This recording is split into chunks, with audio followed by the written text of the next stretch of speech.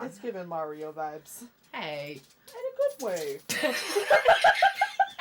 Welcome back, my adorable beans. Now, it has become quite clear that this is my whimsy era. All I want in my life is to be a little forest goblin with my rock friends and my mushroom friends, just frolicking through the fields and living my best warm, cozy vibe life. I mean, lately I've just been sipping a little bit too much of that depresso, if you know what I mean, and it's just been throwing off my groove. Ow! You threw off my groove. But I feel the mojo coming back, and it seemed like the perfect time to revive the Fluffify series. And in this video, we are going to be making a fluffy frog. So let's get started. Also, if you happen to like my crazy self and you like my art, please consider subscribing and liking and doing all that fun stuff. Okay, bye. To kick off this chaos party, we'll need some foil, some clay, and sculpting tools. It's rare that I have to open a new batch of clay.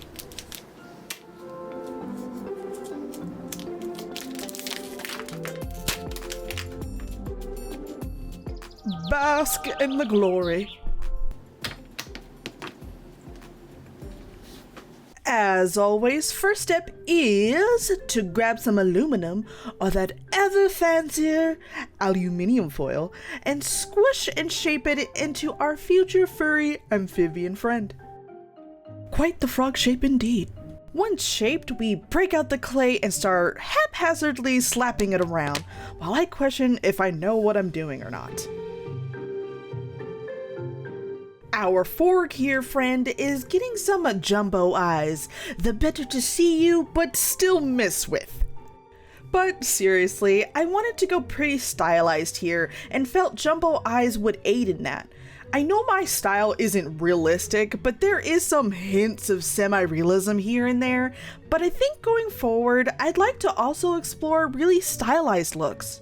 It's also a great excuse when your sculpt looks a little janky, you can just say, it's stylized.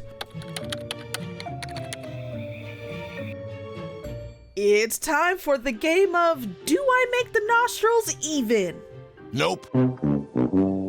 The lips came out a little weird. His expression is giving, I'm uncomfortably awkward, but pretending to be happy. I mean, is there a right or wrong way to make frog lips? That's something I never thought I'd be saying. With such massive eyes, eyelids aren't really a thing, but he needs at least a little something something to keep them from popping out. I'm not trying to traumatize you that much. Just a little. He's looking pretty good so far. He's just missing one thing. I'm pretty much making bleps and tongue sticking out a staple of this series, and it's even more essential for Mr. Forg here. Yep, he's perfect now. On to his feet. I struggled here deciding if I wanted to give realistic frog legs or go nubby boy like the cute frog drawings I see so much. I think I landed somewhere in the middle. Maybe more nubby. I mean, half the time the feeties are tucked under the chubby belly, so you're not gonna see them much anyway, so you can imagine they look however you want to. With the nubbies done, it's time for ASMR Armature time. We're just gonna be pretty short this time.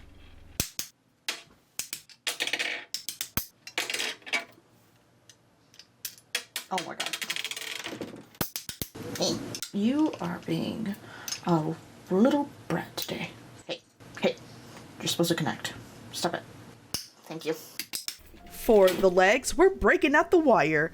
Ball and sockets are great, but they can be limited in posing, and since I wanted that typical frog stance, wire's gonna give me the best chance at achieving that. But it's a battle using this stuff, I swear.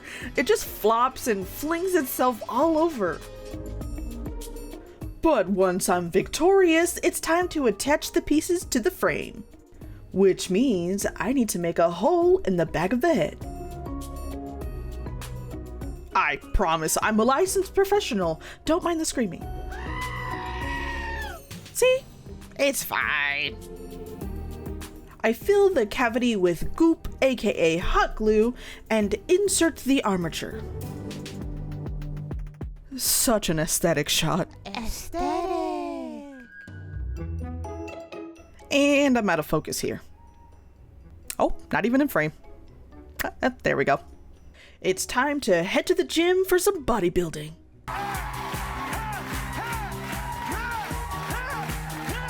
Okay, not that kind of bodybuilding, but it's time to break out the quilt batting. Quilt batting. Yay. I cut this stuff into many strips and wrap it around the armature over and over and over until he's a giant meatball. I usually say don't go too ham to account for fabric, but nah, I want a thick boy. Damn, boy, he's thick. But like I always say, if you want chunk boy, you go and you get chunk boy. If you want thin boy, you go and you get thin boy, okay? We support all body shapes and sizes here. He's so fat. That's some pudge. Some pudge. Next step is sewing. Boo! As with most, let's be honest, all of my sewing adventures, I hadn't a clue what I was doing, but a dream and a vague idea of chunky amphibious blobs of a furry variety. AKA, I bought the most luxurious feeling floof for this fancy boy and split his body into two colors, white for the belly and green for everything else. I then just eyeball everything, trimming as I go, and just slowly jigsaw this freaking fork together. It's alive, it's alive, it's alive. I don't know how to thread sculpt, but I would like give him a little butt. Ah, damn it, I'm gonna give him a butt, aren't I? Okay, I gave him a butt. That's booty. Booty. Why are frogs so happy? They're so happy because they eat whatever bugs them. Huh? You're stupid. It's funny! What is a frog's favorite game? What is a frog's favorite game? Croquet! Oh. It's croquet! Are you looking up frog jokes? What's a frog's favorite candy? What? Lollipops! I'm done with you. I'm done. Look at that leg. That is legs for days. Just bam. He's so chunky. I love him so much. He's a chunky little boy. Okay, but now I need to fur the face. The fabric that I sewed is so long that I'm thinking I can just kind of flop it over here and then like call it a day. But at the same time, it's gonna look really cursed for a while. So I'm gonna glue it together now. How could this happen to me? Oh! Sorry, just come here. The furring process was definitely one of those occasions where you trust the process.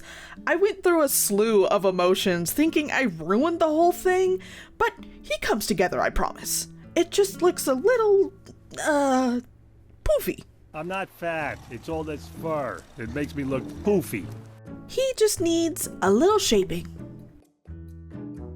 Trimming that face down was a must to get back my froggy bean.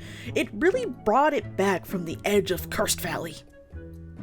But when it came to the body, I kept the floof as is, as I wanted the chunk.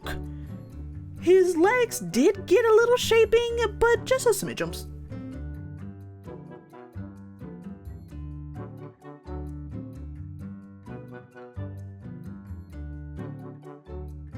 It's now on to airbrush time. Airbrush.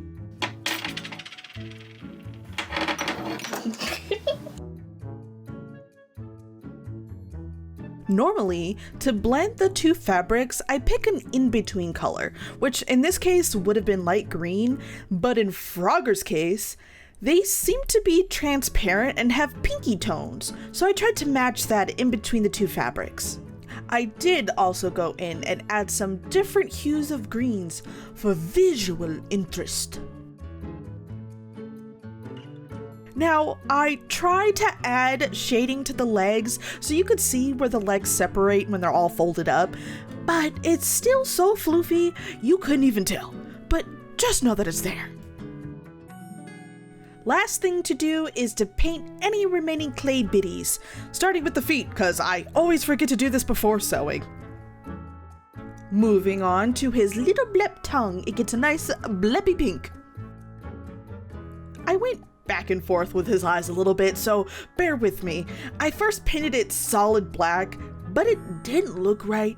So then I tried adding whites for a more cartoony eye, which did help to give it a little bit more expressive look, but I still felt it was lacking. So I went back again and added a little bit of color around the pupil just to give the impression that there's color and an iris there. And yes, I know they have oval pupils, but bite me.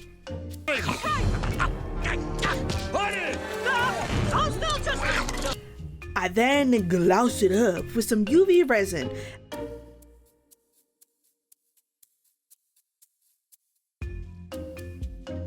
Beam of light.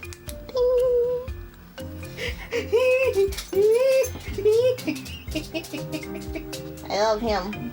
Friends of the YouTubes, we have made adorable little accessories for our forward friend. Okay, first we have Adorbs mushroom. Every frog needs a hat, needs a hat. Needs a hat. We need a little hat. He has his own little umbrella that may not be the best at actually keeping rain away, but like, he's frog no thoughts, and this was the best he could think of. And that leaves the very best for last. Sarah's Really bad. I don't know about that. best piece ever. Gosh, I guess. Giant mushroom hat. Oh my god. Look how big it is. Look at that. Look at it. I want all of you to look at it. Alright, so this bean is done. Let's take a look at the final result. To the montage! Away!